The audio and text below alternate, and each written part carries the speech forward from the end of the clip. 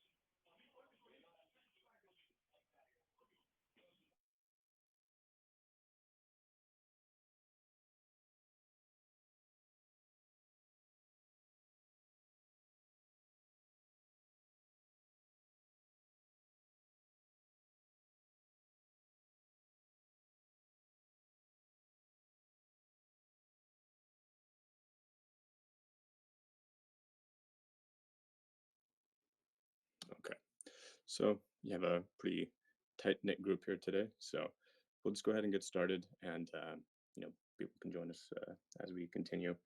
Um, I just wanted to kind of start a little bit with talking about some of the things that have happened since the last call that we had and kind of some of our biggest things that happened, you know, on the social end would be that we had some really good interviews on Twitter Spaces these past 2 weeks. So I would definitely recommend checking them out if you didn't get a chance to see them live. We had a really great interview with Bullish Dumpling, and her community was really great, and had a lot of tough questions. And I'm pretty sure there's a link on her Twitter for the playback on that. We also did a Twitter space with Subcritical, and he, uh, you know, great as well. Really great community, and I know for sure that he has a link on his Twitter for the recording of that interview. So, get a chance, go ahead and check that out. It's a good one. Um, so, for the other things that we've been up to in these past couple weeks, some of the things we've had some really great articles that have come out, and uh, It helps me we stay have some crisp. ones Oh, here we talking go. about We have looks like NFTs, the and how we CEO of see Paribus them here, I as believe. being the future more than just digital art. And we have a very dynamic view of where we can see NFTs being in the future, and we have some good articles that talk about that.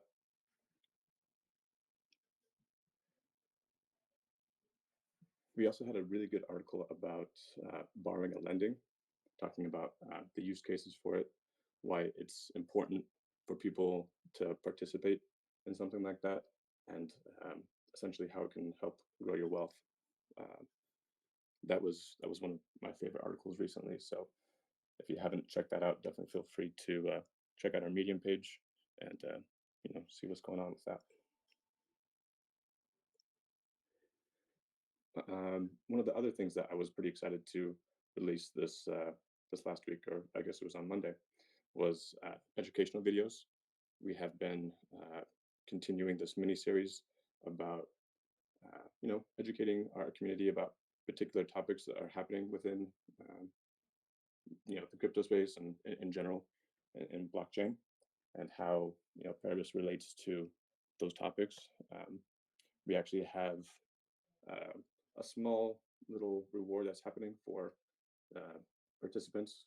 If you go to our Twitter page and you take a look at the most recent video, we have essentially 3 tasks that our community can do to enter in a chance to win $100 in PBX. So take a look at that.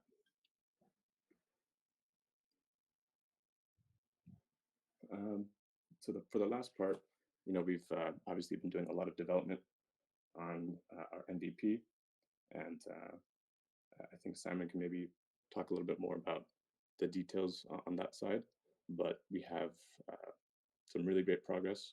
We're working as hard as possible to get it out as soon as possible while still making it the best product possible. So, Simon, if you wanted to kind of jump in a little bit and kind of give them the details on that. Yeah, sure. First of all, hello everyone. Nice to meet you and nice to see you today. Like it's a pleasure as every week, every second Thursday. So we are making good progress on the MVP, especially related to the NFT valuation, which is like by far the most challenging part of our product. We are making very good connections with partners there, and I'm not sure who catch that already in the Twitter Spaces that we had, but we are working with some basically partners to build a consortium for NFT valuation, including in academic, or better to say in university, which will likely be part of this as well, who's working in the field of AI and NFT valuation as well. So we are really looking forward to these connections that we are setting up there. And yeah, other than that, MVP is in progress. It's looking good. And yeah, we are really excited to get back from the audit. Awesome. Thank you, Simon. And yeah, that was kind of everything that we had for the updates of what we've been doing recently. So if anyone has any questions about anything in particular, go ahead and we'll answer them as best as possible.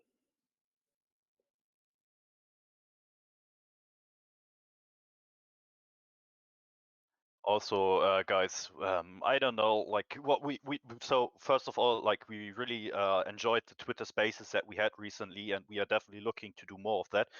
But also, if you guys know anyone who's doing some live AMAs on YouTube, on other channels where you think it's worth that we speak with them, we would really enjoy going on stage with them and talk about the projects or discuss other areas like NFT or crypto in general, even do live AMAs with them. So like if any one of you has any connections there, like feel free to hit us up. We are always welcoming this.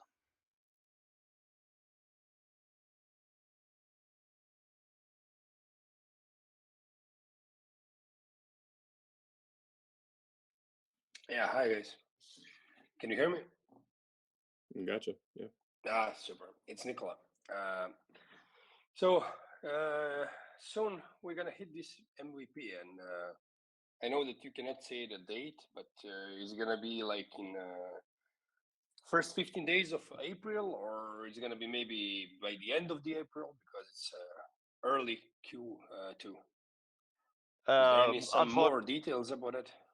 Yeah, well, man, I wish I could give you a better date, but we are waiting to get back from the audit, and then depending on the audit, we possibly need to adjust our code and give it to a second time that they check if we made all the required changes. So it's kind of hard to say. It depends entirely on the audit. Okay, and the website is going to be changed. The Paribus website is going to be something other than this, or we are sticking with this one? So well, for the moment, the website will stay as it is. The MVP will launch under a new subdomain, similar that we did with our staking platform. However, what I can say, we are working with some developers to rework the current website of Paribus, as we see it was nice enough for the initial launch, or like the initial time when our project went live, but we have a lot more information we want to put out there, and for that, a one pager doesn't work anymore. So we are working with some developers to make a new version of the website to bring out more content for you guys in the future and implement different things on the website itself. Okay, and one more thing. So after MVP launched and everything, I hope is gonna go good. The next thing on the roadmap is gonna be jumping to Cardano to Milkomeda, or we are gonna stick with NFTs? So we will do stuff in parallel, I would say. So we are definitely want to get to Melkomeda as soon as it's possible for us. So that will likely happen before the NFT functionality will come out. as well as we are also actively working on getting PBX as Cardano native token, and we are also talking with different exchanges on the Cardano mainnet to basically add PBX, and we are also like preparing to provide liquidity there. Excellent. Okay. If I have something else, I'm gonna ask later.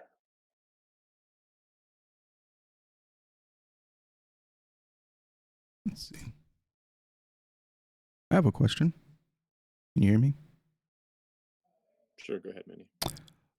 I was listening to both of the spaces, and I want to say it was Subcriticals that gave you guys a lot of questions around the Cardano, built on Cardano kind of thing.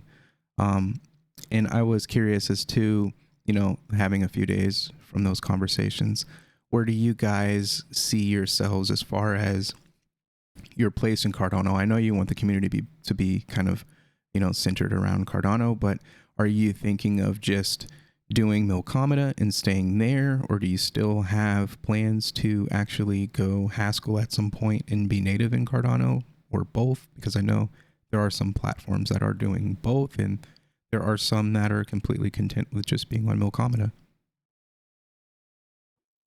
Yeah, I mean, so definitely, I think Subcritical and his community brought up a good point. Specifically, on our website, we had said powered by Cardano, and we felt like maybe that didn't express exactly our path to integration with Cardano correctly. So we actually did change that on our website. If you look now, it should be built for Cardano. So we are essentially making our protocol that is going to be added to the Cardano ecosystem, but it's not obviously native to Cardano. So, there are a lot of the technical reasons behind why, developing on, Cardano, with Plutus and everything is going to be, pretty difficult initially. Um, Maybe Simon, if you want to talk a little bit more about some of those details on why it was difficult and things.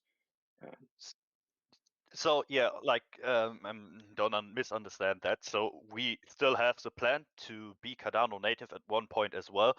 But as we explained from the beginning of this project, we are going first with Milkomeda, and then we are focusing on, in parallel to the NFT valuation, to also look for more talents, like talented Haskell developers, and get that side rolling as well. But I mean, I don't know who was on our last Twitter Spaces, where Damon joined as well from Charlie 3, and he gave some insights as well. It's kind of hard right now to find Haskell developers. Most of these companies that could actually do it are booked already for the next month. So once things get more clear on that side, and we actually have the capabilities to hire some developers for the Haskell side, we can also work on being Cardano native as well. But that isn't a priority at the moment, unless we find a good development company anytime soon. Yeah, exactly. totally understand. Thank you for answering that.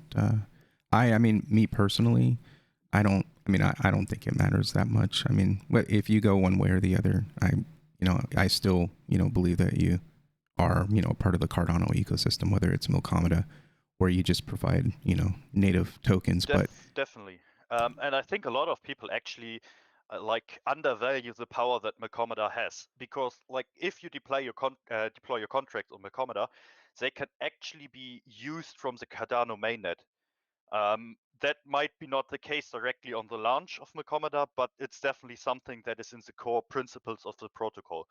The same goes with they will build different basically connectors to various chains like Solana, for example.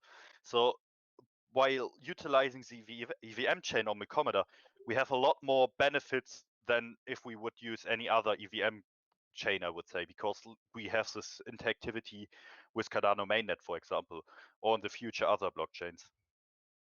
Yeah, I've really, been fascinated by Milkomeda. I've been looking into it and kind of studying some of the projects and what they're doing. But that definitely, leaves some questions for me as far as like the technically, like how would that play into where your tokens rest in how you control liquidity for that. So say for instance, you do a native token and it's on Sunday or min swap, something like that. Would you have to provide, like a stable coin liquidity type of thing for them, or provide the ADA versus Milkomeda? Is it backed by, Ethereum, or how does that kind of look as far as liquidity providing for those platforms? Well, I don't have an exact answer for that at the moment because we are still looking into that.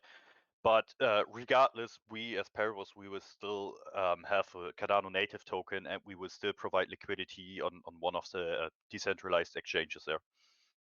Okay. And one last follow-up. Is that liquidity tied in any way, shape, or form to the MLabs bridge that's connected to like Giro and Charlie 3? Possibly. We are not sure yet. We are exploring different options and also very different bridging solutions. So we can't give you like a final answer that we will use their bridge over another, for example. Okay. Thank you.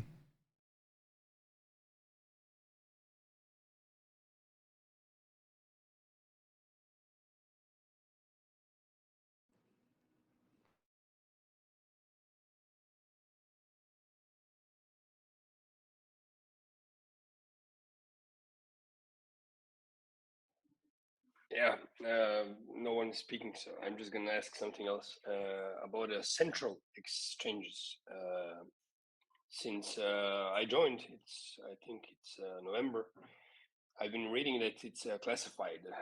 Is there any specific reason why it's classified, or you just don't want to? You mean why we can't speak about like which exchanges we are going to be listed next? Yeah, the reason for that is that you as a project team usually sign contracts with the exchanges, and you give them the right to announce listings first. And if you as a team break basically this contract, then you might don't get listed at all. And that's the reason why from a legal side we can't say like, hey, we are going to be listed there, or we are in talk with a specific exchange. That's not allowed based on the contracts we sign with them.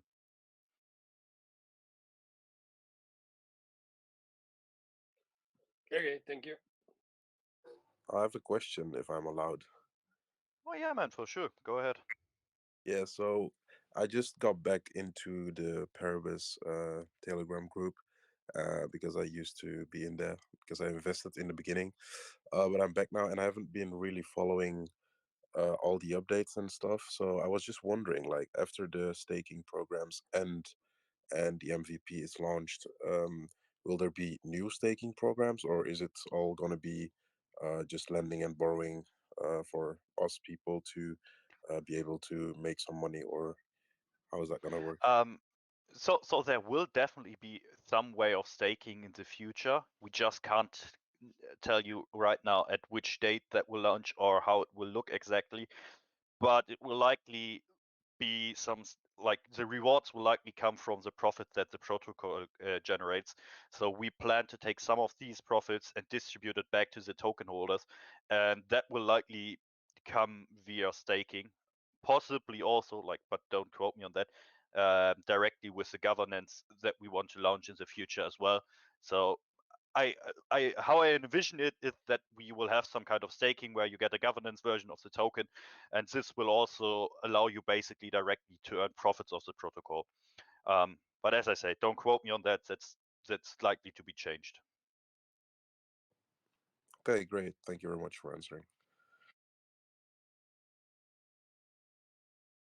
I have another question around potential future partnerships. Yeah, sure. Another question that was kind of spun from the various Twitter discussions. They kind of talked about, well, I think it was actually Damon who kind of at one point compared you guys kind of to Indigo, and it kind of gave me the idea of as far as like synthetics that you guys would be or possibly could support. I was thinking, like getting access to like NFTs from, say, was it ADA Finance? They kind of do a collateralized like NFT as part of their process. So, if you were to take a loan out there, you would get minted an NFT that's basically the contract or the bond itself. Would it be like something that you guys would be interested in exploring that kind of secondary market? Like, for instance, if there's like a massive transaction for, I don't know, say, several $1 million in, Bitcoin or something, and someone were to borrow against even that contract, have you looked at anything like that, or is anything like that interesting to you or the project? Also, definitely, we looked into different, basically synthetic solutions that are out there already. However, it is not a priority for us at the moment due to the lack of interest in the market, as well as lack of price feeds from oracles. So yeah, it's something we are looking into. It's something we are exploring different partnerships in this area, and something that we can operate in the future, but not at the given time right now. Okay, that's good that you're at least thinking about it. I know that it's extremely early, and I see either very little interest and very low amount of money put into this stuff, but it's all kind of just proof of concept. I feel at some point, in a couple of years, it might start to grow. But on the same kind of vein, using this stuff, especially the MVP, do you guys have anything planned as far as like education around, maybe newer folks getting involved in that MVP, to like test it out, even if it's just, small sums of money? I'm sure there's a lot of interest, but I think the barrier to, get your funds transferred through a router to Arbitrum and then into the platform and then coming back out might be a little scary for a lot of the users in the chat. Do you have anything planned around education? Definitely. Like we discussed this already a lot of times internally, that we have to prepare all the needed documents, and possibly we even do videos how to use the MVP in a correct way. But that's still something to be discussed. We are not finalized on that point yet. Yeah. Okay. I definitely would like to, at some point do a video that kind of, makes it very easy for people to follow along for the steps to, participate within the MVP. I think, initially it's going to be, a little bit harder for some people to maybe grasp if they haven't, participated in these, types of protocols before. So, a big focus of ours is to make sure that we're, educating our community, and that in tandem with how to use our MVP is exactly what we want to do. So. Okay, thank you. So I got another question regarding to the metaverse and gaming projects, because I've seen gaming projects come to life that want to offer ways that, for example, that it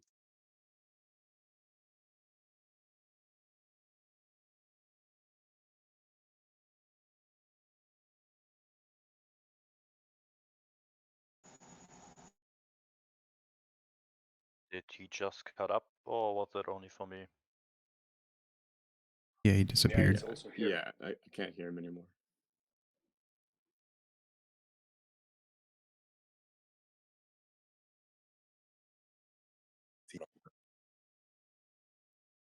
I'm sorry. Okay, I can ask something else. On the Twitter space, we talked about. I asked a question about a PBX token is going to be accepted by a collateral, and then you told me, Simon or Wilson, I don't know who, that we need to raise liquidity, and then PBX token will be accepted as collateral.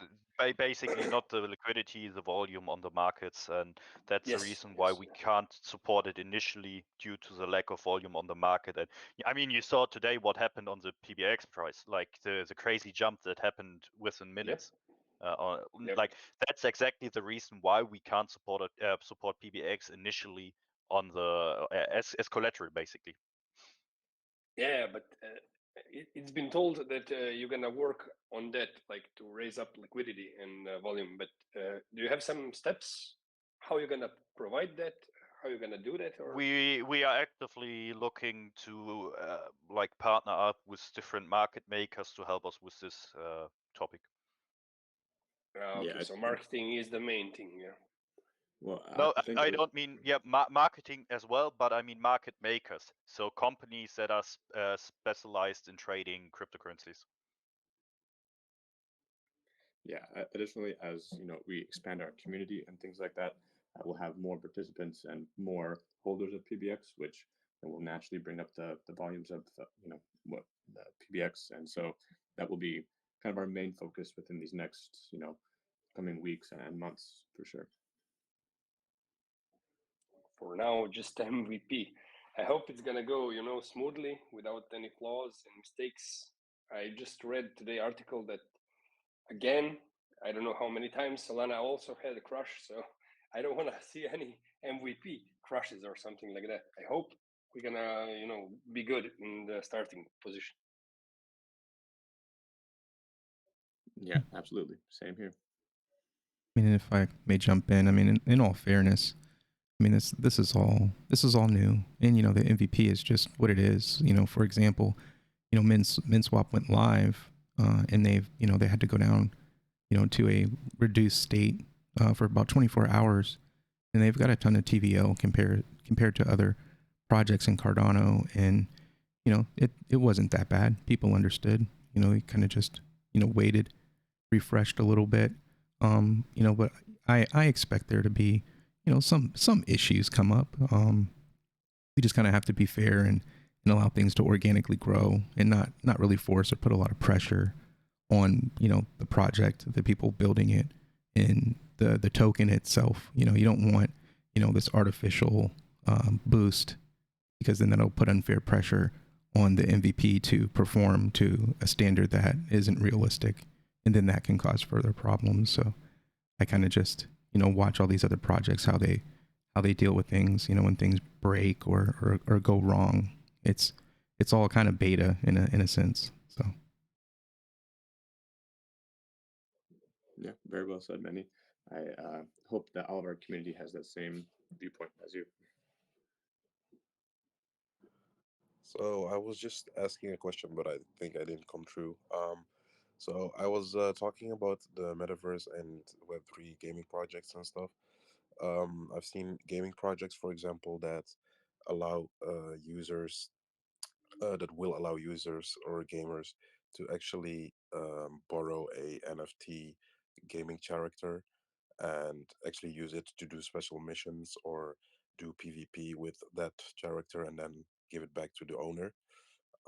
Do you guys see Paribus somewhere in that story for like the lending and borrowing part? That's definitely something we could explore and do in the future. But of course, it depends on how liquid the NFT collection itself is.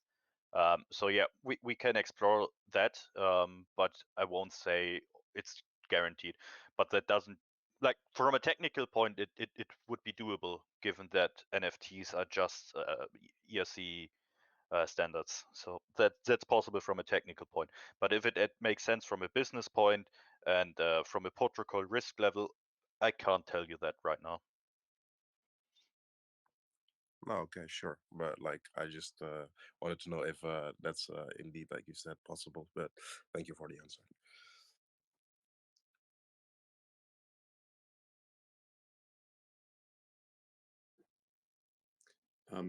If you want to go ahead and speak, just go ahead and jump in.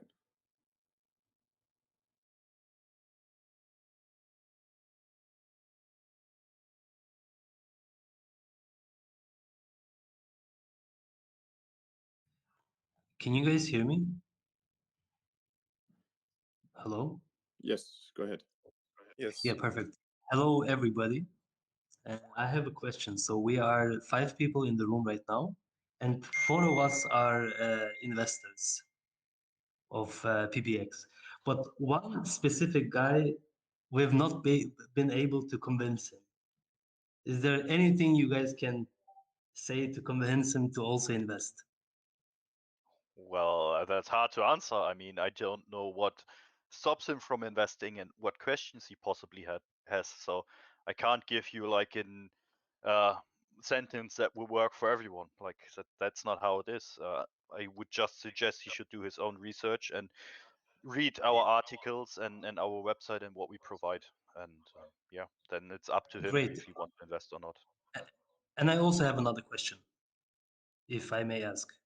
Yeah, sure, go ahead. So, are you guys open to collaboration with NFT collections? Well, yeah, we are definitely open to collaborations with NFT collections down the road. But as I said, first of all, like if it would be for borrow and lending, it depends on different factors like the how liquid in a collection is. So I don't think that will be something that is possible when a collection launch, but it's something down the line. Like I mean, a collection like Bored Ape, like this is super tradable, super liquid, so that's something we could possibly work with for sure. Okay, and if interest would come, how do they contact you? Well, I would say in general via our official email, hello@paribus.io, or they reach out to one of us founders in the Telegram group. Okay, thank you very much. And X, if your friend there who's not invested has any questions or concerns about us as a project, definitely feel free to ask, and we can answer as best as possible. Do you have any question? I don't have questions. I want to know. Thank you very much, guys. Okay, no worries.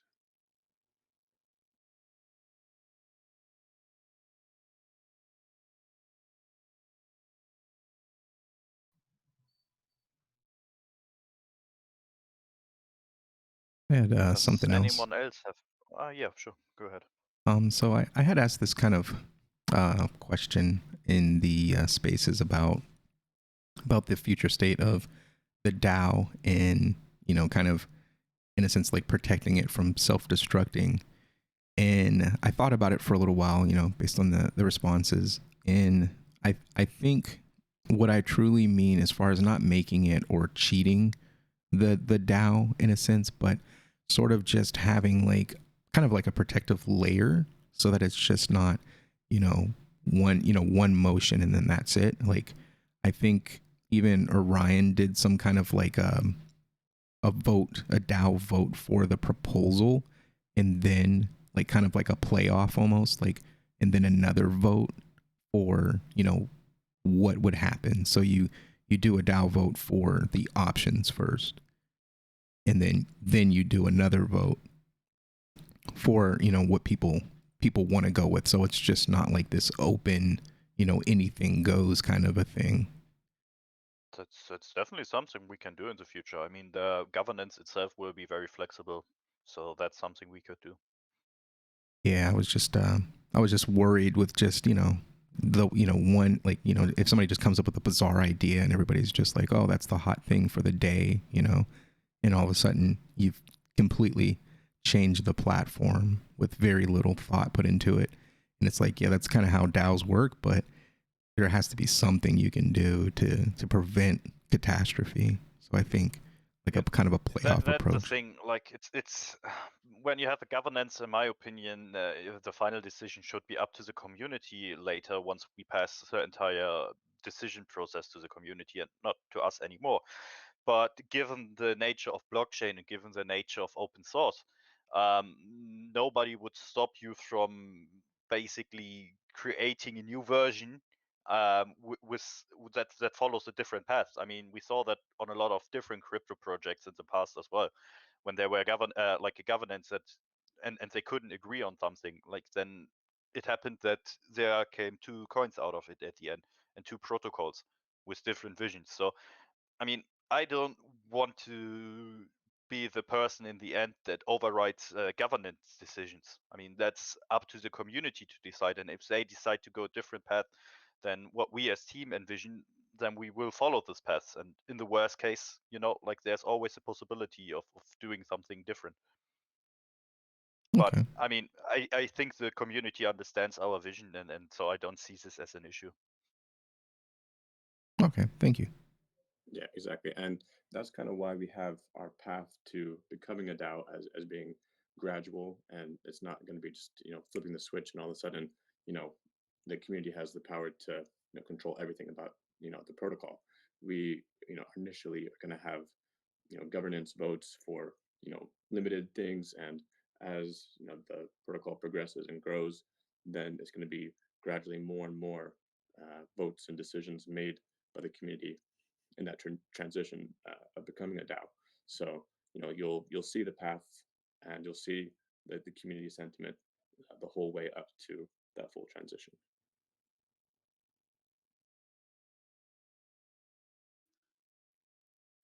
So I had two questions. One is because I was reading on Medium about your updated roadmap, but I can't seem to find it. Um, do you know where I could find it? Yeah, I mean, it is definitely on our Medium article. You said that you were looking there and you didn't find it. Yeah, I was reading about. I think it was the last month a message, and it said that in the beginning of 2022, you guys updated the roadmap, and but maybe I should look better, but it might be me. Um, Let me just find the date. I'll get back to you just 1 second, okay? Okay. I think the article you're talking about is called Paribus, the Road Ahead, which we published on January the 11th. The one I read and that stated the updated roadmap was about Paribus progression year to date recap. That's what I read. Yeah, but I mean, like on January 11th, we posted an article with the new roadmap. Oh, okay. Then I'll look for that one. So as I said, the article is called Paribus, the Road Ahead. Okay, I can great. actually send it again in the group if you want to. Oh, it's okay. I will find it. Thank you very much. Okay. My second question was about Paribus Pro because I read something about it, but I don't know if there is more information that I could like gather somewhere about Paribus Well, Pro. so we haven't written much down in an article yet Yeah, I because see. a lot still needs to be finalized. But Paribus Pro is basically a version that focus on institutions and Okay. upcoming KYC and anti-money laundering regulations, because we believe even that crypto is decentralized, there will be some kind of regulations that so you need to enforce this rules basically. And that's why we're also working on a version of the product where we can then offer KYC solutions, for example, with one of our partners called Photochromic. So Yeah. you basically have your identity as NFT, and that is enough so you can use the Paribus Pro version. Oh, okay, cool. That's okay, nice. Thank you very much. I had a question kind of around that partnership. Sure, Manny. Go I ahead. have been, keeping an eye on them for a while, and actually jumped in a space that are they really really young in their development, or they're not? This is kind of like future stuff, because I was actually in a space and it was literally just me and the guy kind of just talking, which I thought was pretty cool. But I thought it was interesting that they seem to be pretty serious project with lots of partnerships, but not a lot of people. Yeah. So what I can say, I think they are not appreciated enough yet in the market, and they are still very unknown. That's true, but they are working hard on their product. And yeah, I mean, I don't know. Possibly Wilson can give some more details if he is allowed. I don't know, but he is in a closer contact with them. So Yeah. So they are definitely very legit. They have a lot of work that's going on behind the scenes to create the vision that they have for their NFTs and their biometric aspect of KYC. And I think exactly what Simon said is true, that at this initial stage, people might not realize that that is something that is going to be really vital to people participating within metaverses and the future of how regulations are. Most people don't really you know think that forwardly in regards to the future of regulations and how that might affect the crypto industry. Um, but companies like Photochromic and ourselves definitely have that eye for trying to see what is the issues down the road that are coming up and try to address them now so that when they do happen, we'll be in a lot better position. So it just takes that extra thinking about where you see the space going to realize the value of photochromic. And I think it'll happen.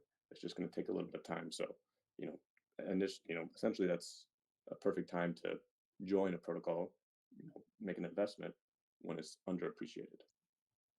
But what I can say so far, like I personally, Wilson and Dennis, we all minted our own photochromic NFT already, and the process that you like, how you can mint it and how you can customize it, that's already really amazing. And we are looking forward to participate in the upcoming governance that they will have as well. Okay, I had a thank you. question. Sure, Go ahead, man. So as far as the governance, what you guys were already kind of touching on, and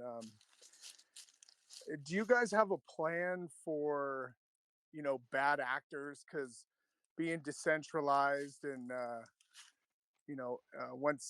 once you have the governance system in place, kind of, community running the protocol, if, bad actors get in there and just try to be, malicious, is there a plan? I know Cardano has kind of a few different people that are ambassadors that can give you like a warning card, a yellow card, and then a red kick you out of the whole thing. I was just wondering if you guys had some kind of plan to deal with bad actors coming into the governance.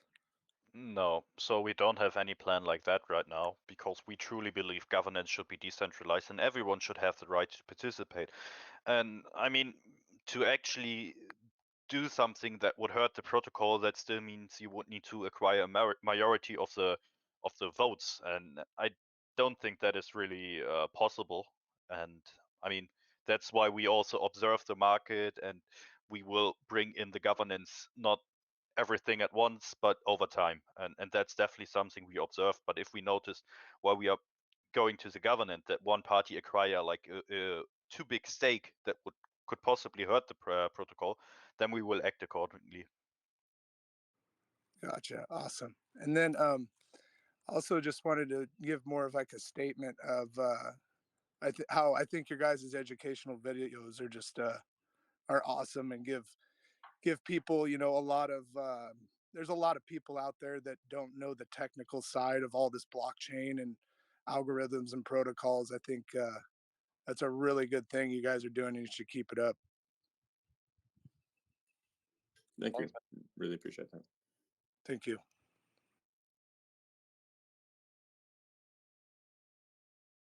Anyone else have any questions or feedback?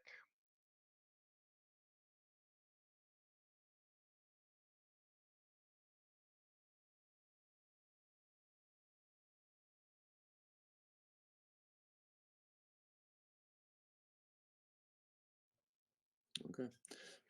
So if that's it for today, then we'll go ahead and meet up in 2 weeks. Obviously, we're going to be available to be contacted on our page on Paribus on Telegram. So we'll see you guys then. Thank you for participating, and have a great rest of the week. Yeah, man. Same for you. Ciao, ciao. Take care, guys. Bye-bye. Guys.